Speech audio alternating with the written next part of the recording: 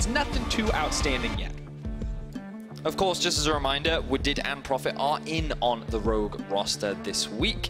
Finn and Vander returned to the Regional League to try and help them secure that top spot there, while W8D and Profit continue to gain experience working with the team and grow as much as possible before entering Summer Split. Now, looking at some of the bans that have come across the board, looks like some of the focus has been directed towards Heaq from the side of Origen. Both Cassio and Lucian very strong picks, but also taken out of the hands of the bot lane for Rogue. Rogue now debating on what their final ban can be. Of course, they have blue side, so they have the luxury of banning away more champions that can be targeted, that can be focused. And in this case, it is Nukeduck's LeBlanc that will be taken away, taken off the board. Now, Jace is still available alongside the Jarvan. Looking at some other power picks. Interestingly, we've seen a pretty dramatic drop-off of Ezreal this patch. Feels like that he is nowhere near as important to many teams as he was before. Which I find quite interesting. It does mean that things like Kalista have risen in priority, something that Patrik has valued a lot. Over in the LCK, we saw Griffin pretty much first picking it whenever they had the opportunity to do so. And I wouldn't actually be that surprised if we saw Origen do something similar, given that typically in the 2 versus 2, Origen have a lot of faith in their bot lane. But yesterday, of course, we did see Kold kind of pop off on this Rek'Sai, so not surprising to see them early prioritize it here. But it looks like Vedius, we may see the Kalista taken as well. So securing that strong jungler for Kold, as well as securing that incredibly strong bot laner into the hands of Patrik. Now, this is a pick that in LCK has looked very good, but I don't think we've seen the same level performance recently in the LEC. Yeah, I don't think we've really seen many Kalistas pop off, but I do know that of the Kalistas that have found success here in Europe, Patrik has certainly been one of them. What I already like about this composition from Origen is it is quite early game focused. You have a lot of already clear win conditions, which is, hey, if you get this Kalista ahead in the laning phase, you're going to be looking very good.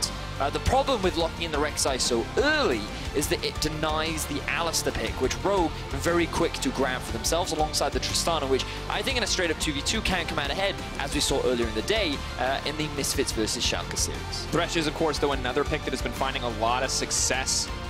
But the Galio is going to be priority here. Of course, much better synergy with the Kalista than a pick like the Thresh in terms of just raw engage power. So very strong level 3 in this 2 versus 2 for Origen. So we'll keep our eyes out for that as we get into the game. But now we approach the second half of the draft.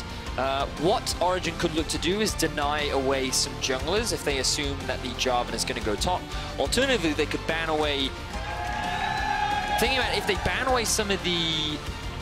So I'm thinking... If they're banning away things like Kennen or maybe a Vladimir, that to me suggests that they kind of want to force Profit to take the Jarvan top, because they're thinking, well, you know what? Now there aren't that many good picks into the Jarvan, which means that Origen maybe have something unique prepared for it.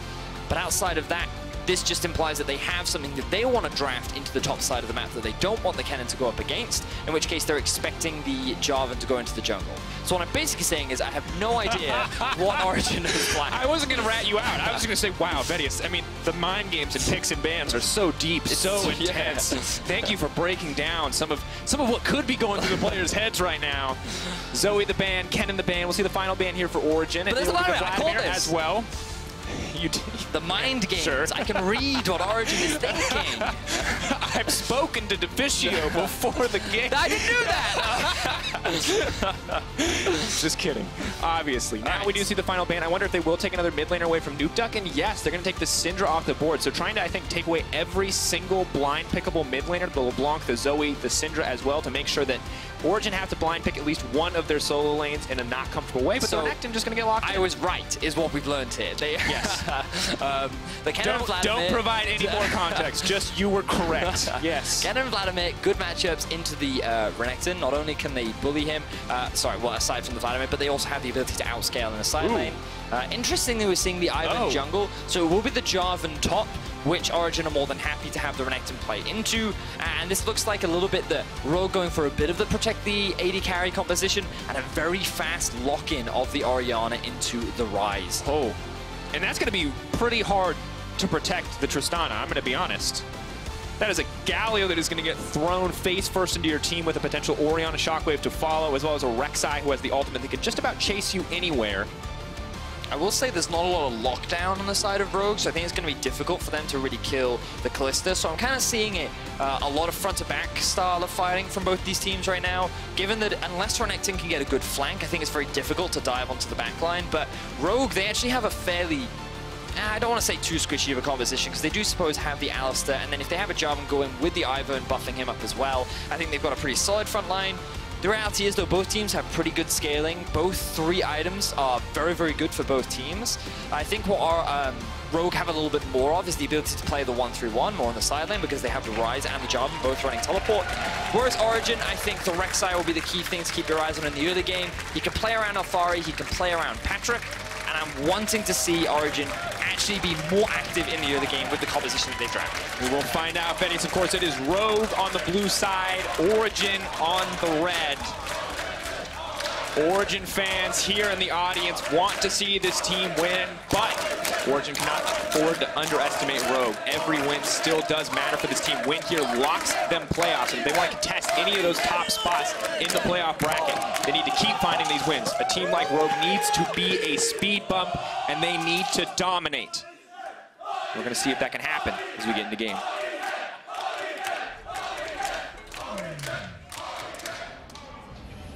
We almost got synced with the cowbell, ladies and gentlemen. If Mithy plays it again, or Wadid plays it again, I would just, you know, someone could sync up with that. That's all I'm saying. Good opportunity. Giving them that opportunity. I respect that, Drakos. Ooh, okay, really small fun fact thing that I noticed. Dematerializer on the Orianna is a little surprising to me, because she typically has a lot of wave clear that you don't normally need the extra Dematerializer, but what it does mean is that by taking it and killing one of the caster creeps early, it means that you actually have... there's a certain level, I think it's around when you have 4 or 5 points in your queue, but once you've got the Ludens, you can just instantly clear that backline wave, which is super, super valuable. So we want it for that extra bit of wave clear, which I think is pretty cool. And you see the level 1 from Rogue here. The plan is to start with the root caller from the Ivern. If they hit someone in the bush, all of those champions immediately jump over the bush with the power of that ability. Just find a quick and easy level 1 first blood. Does not pan out as a more aggressive posturing from Alphari, standing, of course, in that side bush in the river. And now we're going to see a much more patient, much slower level 1 than we saw in the previous game.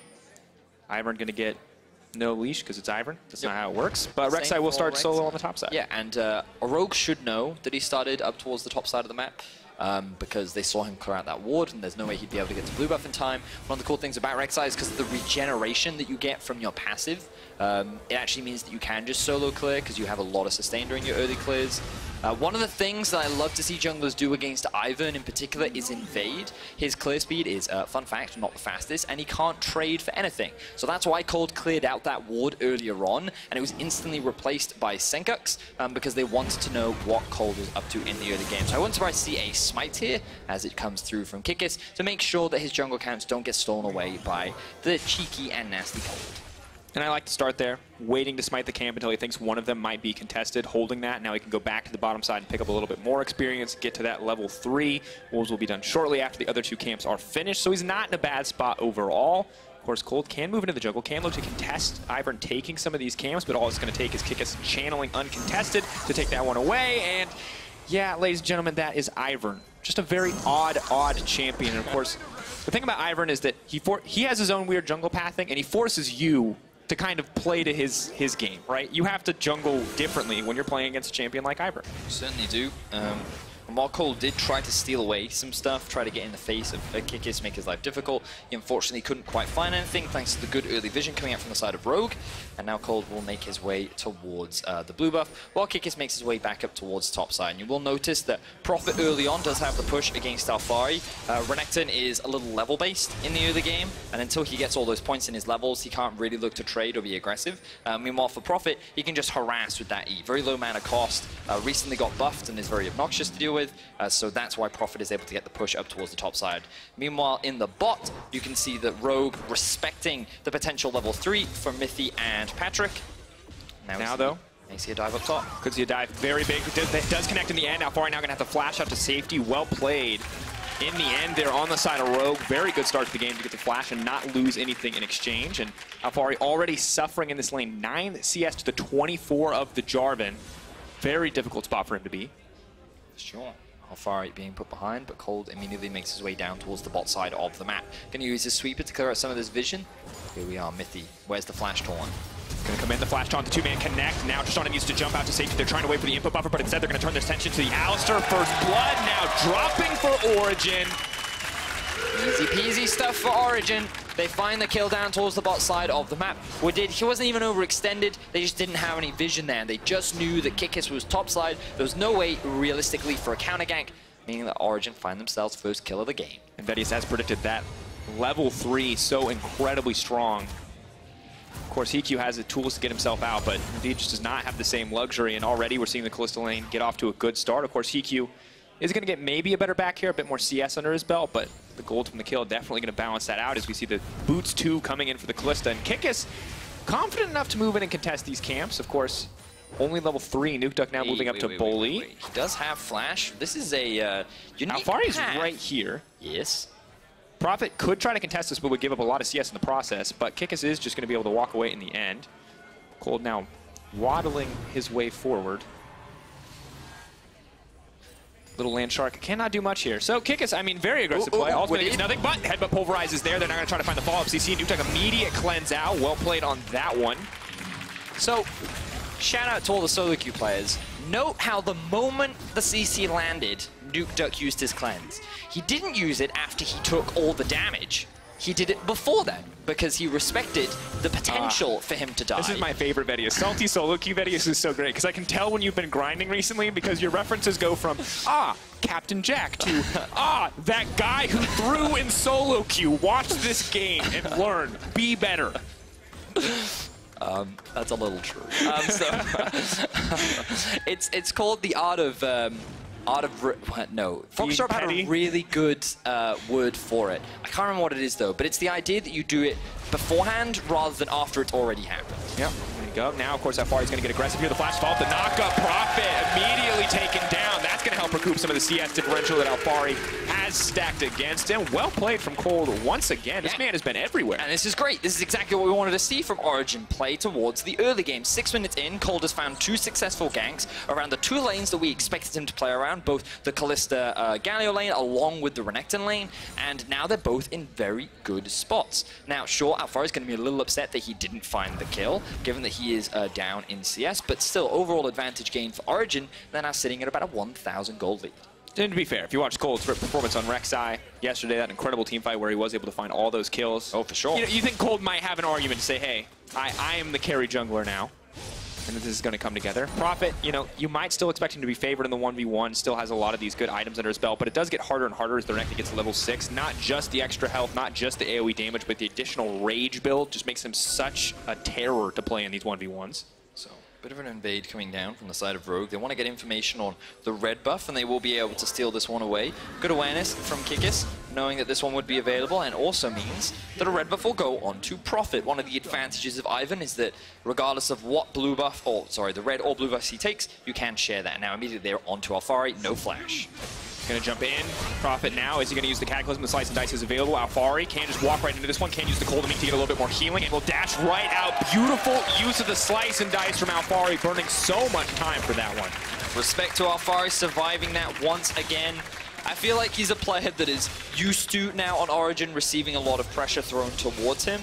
Many other teams don't usually try and attack bot or mid lane. They always go for Alphari, and he's definitely good at soaking up the pressure, but I don't know if he gets away from this one. Kold on the way. Full Rage Bar gets 2 empowered ability. We'll use the Kold meat to find the healing. Now holding on to the rest of the ability. We'll use the empowered Slice. Can't look for the empowered Dice. The tower is there. He's reduced his armor, and that means bam, baby! Kill picked up by Kold. And Kold didn't even need to be there. That was gonna be an outplay from Alphari. The tower shot was en route, but fortunately it was still secured nonetheless. Beautiful stuff from Alphari, and he's able to get the out. And Kold hits him with the I'm the jungler and I'm helping.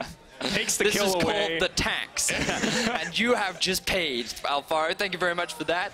I'll be back in 5 minutes to take another one. Let me know when you're going to outplay a dive again. I'll swing back around and just pick that up. Yeah, hopefully we get to see a replay of that to really acknowledge what he was able to do there. But in the meantime, Rogue have been getting some deep vision. Thank you, observers, for helping illustrate that. And you'll notice that a lot of it is towards the top side of the map, because this has been the lane that Rogue have tried very hard to try and shut down and to really get Prophet ahead. And now Origen going to take total control of the bottom side. Kikis going to do what he can to clear back here, but without a smite, can't really contest those camps. And Nukeduck now moving down to the bottom side. They're ready to dive this tower. Galio going to move forward. He's going to burn the flash, not going to commit to it. Instead, going to look and turn to the plate. Sencux is on the way, has the Realm Warp available. Do they want to take this fight? Rootcaller missing from Kikis would say no. Of course, Daisy not available either, and Kikis getting further and further behind in the jungle. Are just going to back off, but well played by OG now to shift their attention right back to the Infernal Drake, have sustained this lane pressure here as well, and everything going right for this OG lineup in the early game. 9 minutes in, and it is almost a 2.5k gold lead, as well as a soon-to-be Infernal Drake, so very, very clean game. Overall, yes. I do feel the only criticism I can throw towards Origen is that their vision has been lacking a little bit, but to look back at this outplay, we see a big heal comes out from Alphari. Note here how he hasn't used his stun yet. He's waiting for the aggro to swap, and because Prophet had red buff, he then draws aggro. He then gets stunned underneath the tower, and you can see that last tower shot would likely have gotten the kill, but just for security, because Kold clearly noticed that Prophet got a tiny bit of health back, he was like, you know what, I'll help you secure this one, Alphari. And that was a miscall from me, because I thought he was using the Empowered Sliceness for the armor reduction, but he dashes the creeps, barely missing the champion, so it doesn't consume the rage, and instead, you know, hits there, connects. So it was a good look overall from Alphari. Big brain Alphari. Big brain Alphari. Looks good on this Renekton. It's a common thing for us Welsh people, you know? It's like a... It's like I'm gonna let you have that one. Thanks, man. I'm gonna let you have that one because it was obviously a very clean play from Alphari. And I think one of the awkward things about this matchup, Vedius, that we don't see as much in the Aatrox matchup is that Aatrox passive reduces healing. Right. Jarvan doesn't have any interaction with that. Ivern doesn't have any interaction with that. So when you're diving a Renekton with so many ways to recoup health in the Kold Meek, it's really hard to kill this guy because Ivern doesn't do any damage. But you know what? He's coming back anyway. Clearly they've got beef with Alphari, and they want to turn him into a pair of boots as they look to set up another play up top side. Alphari just going to dash out. Cataclysm has now been used. He just immediately turns the ult. The rage generation's coming in. He's going to use the second dash to make it to safety. Survives another gank. Alphari, 3 for 3 now, and Kold trying to provide some assistance. And I'm going to be honest, this is not looking great from the Rogue side. This is 3 ganks that have not amounted to much past to burn flash. Alphari's now going to turn it back. Kold and Meek, dash in, dash out. TP has now been consumed. If Alphari makes it away from this one, it is disaster. Can he do it? The flash to safety. They can't get anything else. Look how many resources have been burned just trying to kill Alphari. If the OG win this game and Alphari is not player of the game, I will be stunned. Because the reality is his scoreline may not look pretty. His farm may not look pretty. But this man has survived literally everything that has been thrown at him. And this is where my small criticism comes in for Origen. Ooh, that's a good amount of damage on the duo. Mithy forces Vander out. Patrik forces Heaq out. Beautiful stuff from them. But Kold has spent a lot of time trying to help Alphari in the top side of the map. And sure, he was able to get some kills and turn it around in his favor, but I feel like there could have been much better playing around the bot side of the map, taking a Fnatic approach to the game where instead you just focus on trying to snowball Mithy and Patrik, who are already so far ahead. It should be easy for them to maybe secure an early tower and take more control over the map so you can sooner get Alphari out of this 1 versus arguably 3 at this point. 1v3-4 if Daisy's available as well. It really depends on the context, Vedius. The issue, I think, for Rogue right now is that everything is going right for OG. Every single lane is doing well. The one lane that they've tried to put down is surviving, is doing fine, is even to a certain degree ahead in items over his respective lane opponent. So things will only go from bad to worse if Rogue cannot find a greater advantage here. Eyes on Kikis at this point. He has the redemption. He's got good setup. May not have the damage, but has the setup for his respective damage dealers. And he needs to get something done because everything that he's tried so far has just fallen flat.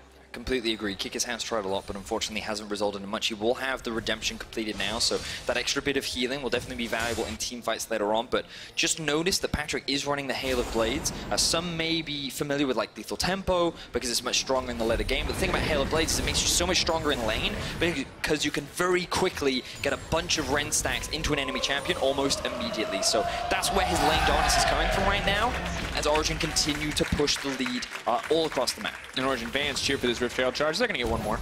They weren't ready for that one, though. Understandable. The double charge, not something you always see. A little bit of gold goes over to Sencux. It is 18.6k to 23k, ladies and gentlemen. Rogue versus OG. Rogue already out. We were wondering if they could play spoiler. Well, it's going to take a lot at this point if they want to continue to hold that role, as OG just have a near indomitable gold lead. First item spikes completed pretty much across the board outside of top lane. You see the Warrior Enchant coming in, the Luden's Echo, the Blade of the Rune King. And all of these champions are pretty scary on one item. Yes, they certainly are. Luden's Echo Orianna is actually like really uncomfortable. I really don't like playing against it. She gets even scarier once she completes the Nullifying Orb. But Blade of the Ruin King, Kalista, very scary. Rageblade is what I expect second. Some do go for the Rune's Hurricane, depending on your preference. There's a lot of options. Fortunately for Alphari, yet to complete his Black Cleaver, but I can't blame him, considering the amount of ganks that have been thrown his way. Definitely a big item spike for him once he completes it, because it'll increase his trading power a lot. And it's also, I believe it's very easy to stack with his ultimate as well, right? So ultimate does magic damage, but when you have the Rage, obviously a Q, a W, and E, you're at 5 stacks, including an auto. Right. I mean, you get to 5 stacks almost instantaneously. Right.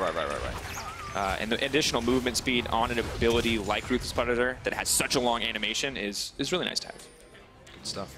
So right now, Rogue are actually moving up towards the top side of the map, and OG recognizing this, make a play towards the Drake. I think they'll be fine sacrificing this tower, and Alphari just needs to make sure he doesn't overstay his welcome. A question though. Alphari's a bold man, Vedius. Will he commit? He's used his ulti, he's committing. There's not a creep wave here, they're fully gonna commit for the dive. They're gonna try to kill the Croc, he's knocked back to the middle team, he's gonna dash through, he gets knocked away by the Tristana, insult to injury, the Galio now coming in, Kold gonna give him a little bit more help. Heaq, desperate to get this kill. Alphari is still alive, are you kidding me? Send a 5th one, Rogue, it's just not gonna happen. You gotta give a shout out to Mithy there, the ultimate coming in clutch, keeping the top laner alive. I think that's 5 for 5 that Alphari has now survived, even in a 1 versus 4. He walks away with his life. Beautiful stuff from Alphari, but the supporting stack from Origen coming in clutch. In the LCK, it's the Immortal Score, and the LEC, it's the Immortal Alphari. This man just refuses to die. Someone by an Executioner's calling. Shut this man's healing down. It's just too much. But as you said, whole team effort. They saw that play coming. They get the dragon on the bottom side, and everything just going flawlessly for him. So what is he? It's 1v4 in this situation. Burns the ultimate early to try and clear the wave to make the siege harder. Unfortunately, he gets hit by the root caller, which makes it easy for Alphari to then set up the... to set up the knockup. Alphari doing what he can to get tiny bits of healing back, and unfortunately, Heaq just doesn't have any damage this early into the game. Then Mithy shows up, gets a really good flash taunt, and Rogue, they're just forced to walk away with no tower. And a tragic Buster Shot fired as he was dashing, so it sets him back under the tower. Good input buffer there by Heaq. Could have lost his life in that exchange, as Kalista is just getting stronger and stronger. Well, can we just appreciate that Patrik is 70 CS ahead of Heaq right now? Look, in the flurry, in the blind whirlwind, Vedius, that has been Alphari tower dives, we've kind of forgotten the other lanes. I'm going to be honest. True. Fantastic CS discrepancy there for Patrik. Individual, oh my god, are you... He's actually just obliterated him. Okay, stats. Please bring us the upcoming schedule for Origen, because this one might be donezo. We'll wait to see if Rogue has signs of life, but let's talk about what's coming up for OG, because in this game, they absolutely do look dominant, Vedius, but when we look at the future, when we look at the upcoming games, you kind of see exactly what's ahead of them, and as you mentioned, they don't get to play those teams they're in contention with, but they do have a pretty comfortable schedule. Yes, they go up against Schalke, they go up against XL, and you can see that Schalke, while they did get a win today, you can argue that Misfits lost more than Schalke won. I think that's a pretty easy argument.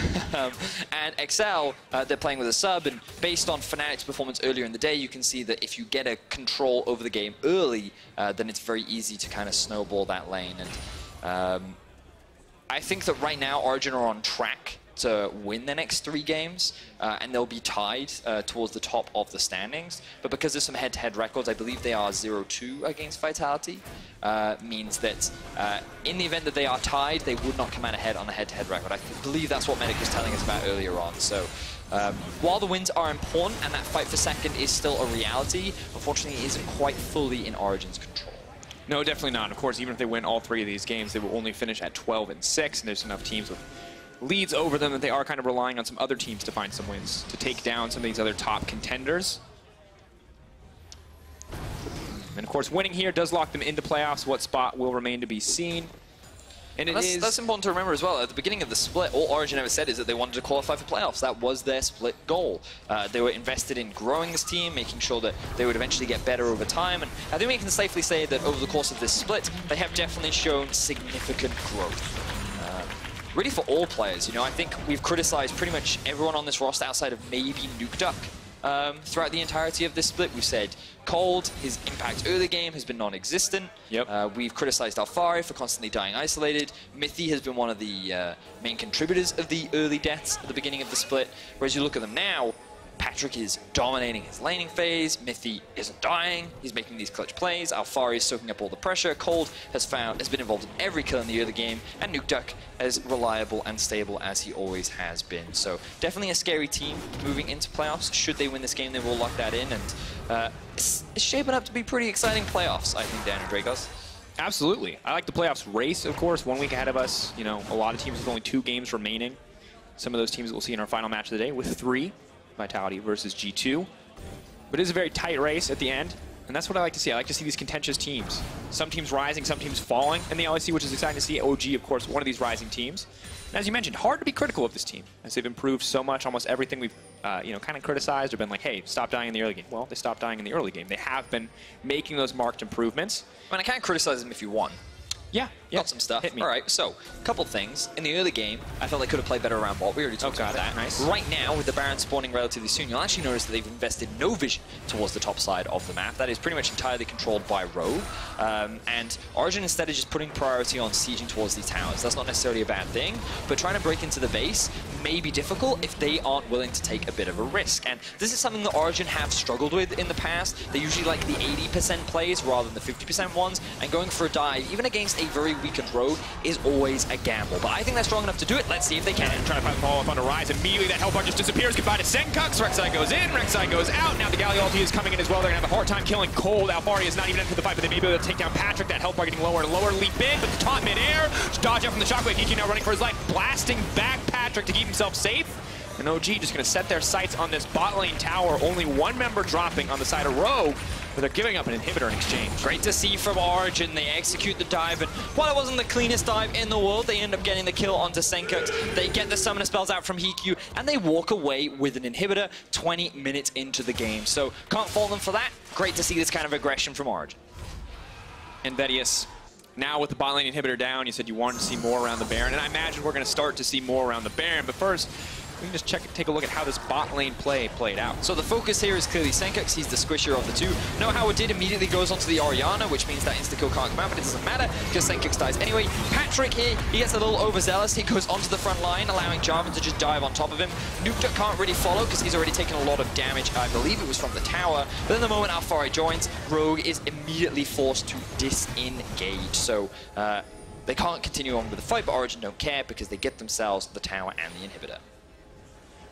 And just absolute dominance from OG. Of course, once again, we look back at this game, remember that Origen have won out in a lot of these individual lanes. The one lane where it really felt like Rogue had an advantage early on, just they could not get anything greater. And so while we were honestly poised to have a slightly closer game, it just feels like individual ability, shined through here for Alphari. Sencux versus the super minions on the bottom side. That is now the story we're looking at. He will not be able to break this tower. Will eventually be able to break the tower. The one thing we actually haven't talked about is Origen were on track to actually get a perfect game, which will now be ruined by Sencux as he secures his tower in the bot side. They don't really care though, because Origen have their eyes set on the Baron. Here comes the TPs. Maybe they can find them in the pit. This would not be the first time today that we've seen a Baron turn everything around for a team. Redemption now comes into the middle of everything. Alphari taking a lot of damage. Deep finding eyes on Heaq. He's going to be able to take down Patrik. No, Patrik is still alive. That's the shutdown. Big money going to the pockets of Rogue. Now the retreat. Beautiful ulti coming in from Prophet. Realm Warp onto the backside. With Deep looking for another combo. Gets another 3-man. That's too clean. Nukeduck now running. Desperate to get away from Sencux. Now OG need to find a way out of this play, and Rogue, signs of life showing through. This is actually a massive team fight for Rogue. I'm curious as to how many shutdowns they got off the back of that fight, because by finding those kills onto Patrik and onto Mithy means that a lot of gold will come back into the pockets of Rogue. And I want you to keep your eyes on the positioning of Patrik in this fight. You'll note right now that he is stuck in the Baron pit, taking all these hits from the Baron. And the moment Origen goes in, he gets that knockup and he hits him immediately back into the Baron pit. That means that it was effectively a 5v6, and Rogue were very quick to utilize that extra member to shut the AD carry down from Origen. This stops the Baron, gets a little bit of gold back in the pockets of Rogue, and will buy them a little bit more time for Heaq to come online. And just a really beautifully played team fight by the side of Rogue, especially with Deed. Sencux using the Realm Warp to give him yet another flank. He had a 3-man headbutt pulverize, then a 2-man headbutt pulverize. so clutch in these exchanges. And of course, CC, the one thing you can't buy in the game. So no matter how far ahead OG get, there's still the potential for that Alistar to be the bigger difference maker. That Ultimately, said, though, yeah, there's still a what is that, 7K, 3 Drakes, 7 towers to 1. So no doubt that Rogue will need at least 3 more. I'm going to say 3. You kind of just pick a random number bigger than 2 at this stage. More of those fights to turn this game back around. I mean, the bright side for them is Prophet is as strong as Alphari is. True. And he had a pretty good fight overall, diving onto the backline. I loved his use of the Cataclysm to then EQ immediately back out, to trap them all in, to then set up what did for the flank was very, very cool. And this is one thing you do have to respect. Rogue, their team fighting is, their composition is not terrible. We talked a little bit about how the Ivern can offer a lot of protection and utility, and with the Tristana now completing 2 items, he is not, or she rather, is not irrelevant.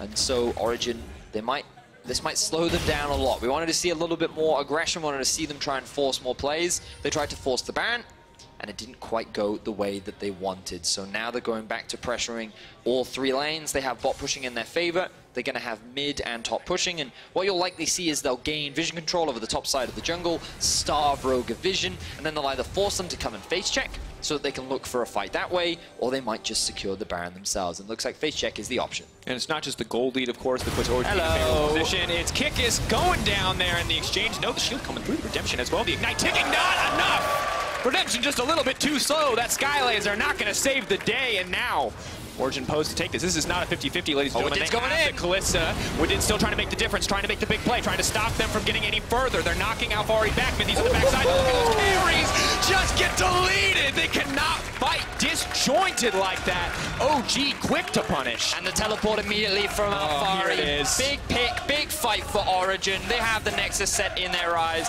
This is going to be Rogue falling to the power of Origen. And ladies and gentlemen, it was a commanding win from Origen. Rogue showed a few signs of life, but overall this was Origen's story from start to finish. Alphari taking all of the gank pressure and turning it into nothing, but an inhibitor respawning could stop this game in its tracks. Will they go for anything else? Super Minion is here. Tower falling down. Low respawn timers. Heaq is now back up. Heaq back up in 5 seconds. I don't think they can do it, Vedius, but there is a chance. They can look for a fight here. The Nexus is exposed. Patrik now pulling back. Prophet has to commit forward because if he doesn't, his base will die. Heaq trying to find a few autos, but has to run face first into Alphari. The Renekton is too big, but maybe they can take him down. The healing coming in. Kold now on a rampage. Galio locked off to the side. Sencux desperate to find the kill. Moves forward to get knocked up. Now the Zhonya's comes out. They buy a brief moment here. Mithy now set to fall. Patrik stepping forward. Rogue still holding on the flash forward. Nukeduck in trouble to follow up. CC is there. The cleanse immediately may not be enough. He's running. He's going to make it out. Sencux looking for more. Kalista threatening in the mid lane. That's going to be the second one. Heaq flashes forward, knocks him back, does manage to get the kill here. Alphari moving in the waves. They're going to take 3 inhibitors in the exchange, but Rogue could still live. Shutdown is huge. Closer and closer to the 3 item Tristanas. That may be enough for Rogue to hold on a little bit longer, but no doubt that OG, despite losing so many members, still walk away on top as 2 inhibitors have fallen. The question for me is, do Rogue now look to rush the Baron? They have all 5 members alive. There's no teleport on Alphari, and there's still decent death timers sitting on top of Nukeduck. Looks like Rogue can't afford to take the gamble. They have to clear out the minion waves. Origen, they're taking a number of gambles. This is not the typical Origen that we see, but not always going in their favor, and this is where the commit comes through. You'll notice that Tristana's still not alive yet. A lot of time is bought by Prophet and Widid. They're just soaking up a lot of the damage. Heaq then joins the fray. He then initially chunks out Alphari, and Widid finally drops. Then Sencux joins the fight, and with the 2 damage dealers not really untouched and none of the utility thrown on top of them, they're actually in a great position to start forcing Origen back. And then once Origen take all this damage, remember that Rogue can go back to their base, heal up, and then rejoin the fight. It means that Origen just don't have the resources to continue, but even so, Origen, with the amount of gold lead that they have, is able to turn for an inhibitor. And while Nukeduck tried, unfortunately, the shockwave was not enough to one-shot Heaq, and he finds at least another kill. Game of inches there, definitely on that play from Heaq, but getting that shutdown is massive. 2-1-1. He has 3 items, excuse me, as he continues forward into this game. Widid's still stay still. Flanks. Because remember, Kold can spot him out with the Tremor Sense, but he's just lying in wait. Sadly, Heaq could very quickly find himself in no man's land. He sees multiple members coming, he needs to walk away, but Patrik now in trouble. They're going to try to find the turn here, going face first with the Ryze, but he's going to channel up the taunt. Kikis doing what damage he can, but the Kalista can be very tanky. Now pulling the support back inside of him, moves back out. That's going to be a coming in profit. That's Patrik, flash forward, the auto attack going to get it Kold on the back line, wreaking havoc though, cutting through the respective carries. Rogue have nothing left. There is nothing for them. A beautiful fight from OG. The back line finding their way forward. The flank looked promising for Rogue as they were looking to shut down Patrik, but Origen successfully bought enough time and they turned it into a 4-for-1. Origen have the Nexus in their eyes and they're looking to secure another win and a spot in playoffs. The Origen faithful are alive in the LEC crowd today as they look at this game, they look at this finish, they look at the dominance coming in from Origen. Wadid doing what he can, but that is going to be all she wrote. Origen securing their spot in the LEC playoffs.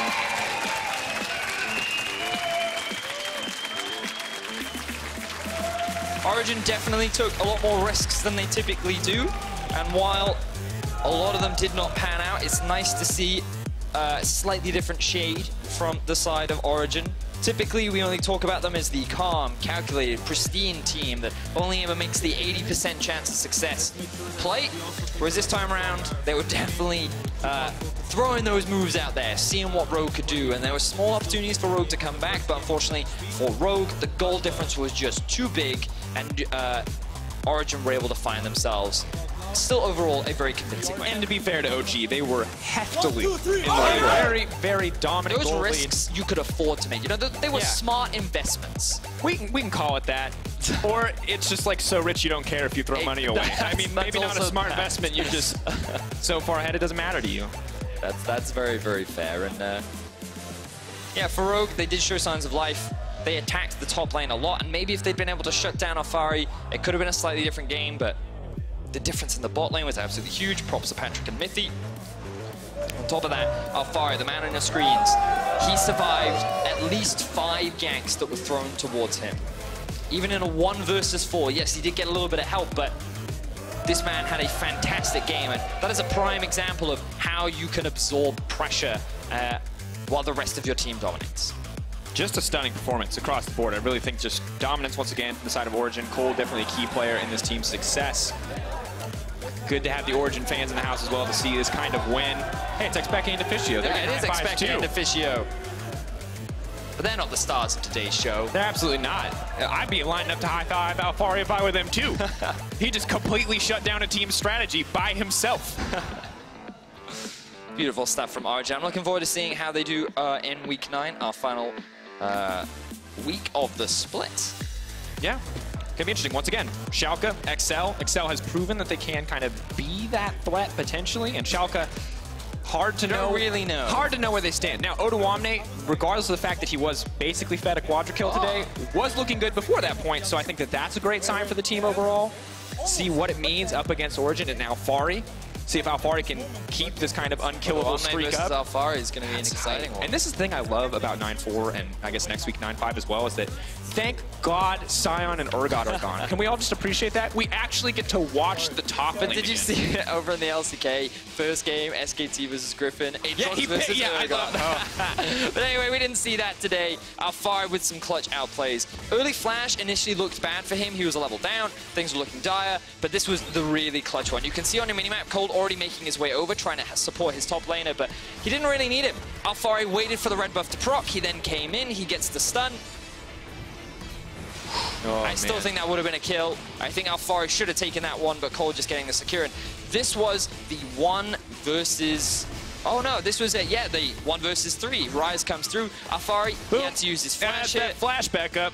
But is able to get out of there with his life as well. And now we see the 1 versus 4 play, and he's just trying to clear out the wave. Unfortunately, he gets hit with the root caller. But then you talked about it, Drakos in the game. That knockback from Tristana, thinking it was enough burst damage. Even so, they still think they can go for the dive, but then that clutch Galio ultimate comes through. The best part is that second play goes wrong because he's able to walk into a full creep wave, Kold the Meek, empowered, get all of his health back. The next play where they finally have an ignite, he gets knocked away by the Buster shot.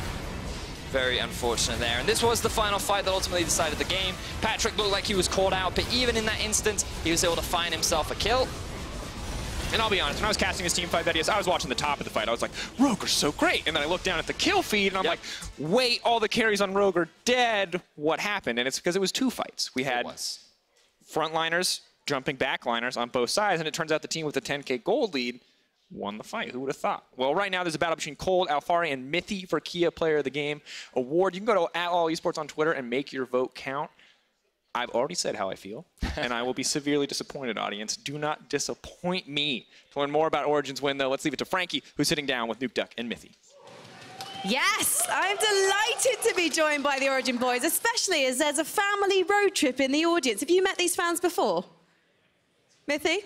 No, we haven't, but we're grateful that they're here. Yeah, are you surprised to see so many people here, specifically for you today, Nukeduck? Yeah, I think it's cool. We have like a lot of Danish fans and Spanish fans. Yeah. And congratulations, guys. You locked playoffs today. How does it feel? Feels good. Feels like we're on the right track. Yeah?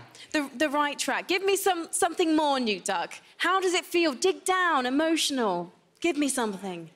I'm gonna have to dig deep for that, but no, we just play one game at a time, and for us, if we play well and everything works, playoffs is kind of a given. So for me, it's not really anything special. But here's the thing, though. Actually, at the start, in the first half of the split, playoffs was not a given.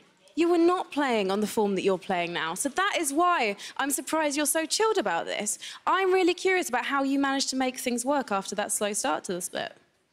Well, it's the start of a new year, new team. So there were a lot of fundamentals and a lot of ideas and things that were different, or like we just were not really that connected. Not to say that now we are like a perfect team or anything close to that, but we understand each other better. So, you know, it's the same as what Erlen just said. We've been taking game at a time, even back then, you know, through the tough times, I guess. So, yeah, I mean, it's just the same now. We're just trying to keep the same mindset. And now they're calling it Year of the Duck, Nukeduck. How much of a role have your teammates played in that? What? Again? How much of a role has your teammates played in making this the Year of the Duck? I mean, apparently every year is Year of the Duck, but they know. But yeah, of course, the team, like when the team is playing well, it's easier for me to play well. So yeah, they have the greatest impact. And actually today, what was quite interesting was that we saw you making a few late game gambles. That's uncharacteristic for Origen. Honestly, it really felt like we were not really playing against an opponent. So we, like, not to say that, not to blame Rogue or anything like that. It's just they were not really making anything proactive. So we tried to take too much, and then they punished us for it. So yeah, we're characteristic, I guess, for our controlled game, but because they were not really doing much, I guess we were not really letting them do much, and then eventually we just felt too confident, and they punished us for it, which was well played by them, but yeah, it was also like us being too overconfident. Nukeduck, were you slightly disappointed by how scared Rogue were of you in the early game? What? You have to speak up a bit. I'm going to start shouting. So, in the early game, Rogue seemed too scared of you. They didn't even want to present you with fights. Yeah, I'm not sure. I mean, they were trying some stuff, but yeah, as Mithy said, it felt like it was just open, to be honest, like at 15 minutes. So yeah, I don't know. Okay, well, we've had a bit of BMing of the poor Rogue boys, but yesterday, Kold actually went a little bit in on G2. So I'm curious to know what you guys are thinking, because you are going to be seeing them in playoffs for sure now. You mean how we feel about playing G2? He said that you guys play smart, but G2, not so much. Do you back him up on that? Everyone has their, you know, I don't think League is like a very complex game. Everyone plays how they, like everyone just plays to win. I guess G2 plays really overconfident. Because, you know, they feel like they can take 4v5s or 3v5s sometimes, and they do take them, and they usually come out ahead. So I'm not to say that they're not playing smart. I'm pretty sure that they are aware that they're taking a 3v5. They're just, you know, taking it anyway because they trust in their own skills. So I respect them, but I definitely feel like we can beat them. Okay. Well, I've been told that we are ready to reveal the key up player of the game. Who do you think it is, guys? It's me. Yeah, I don't know who. Maybe Kold or Mithy or Barney, I don't know. What is up with you guys today? You were wrong on all counts. It was Alphari. Yeah, that's Barney. There you go. Oh, What? of course. It wasn't me? 60% of the vote went to Barney. I know him as Alphari. You'll have to forgive me on that one, Nukeduck. Now, we are going to take a quick break. Don't go anywhere, though, because after this break, we've got our match of the day. It's G2 versus Vitality.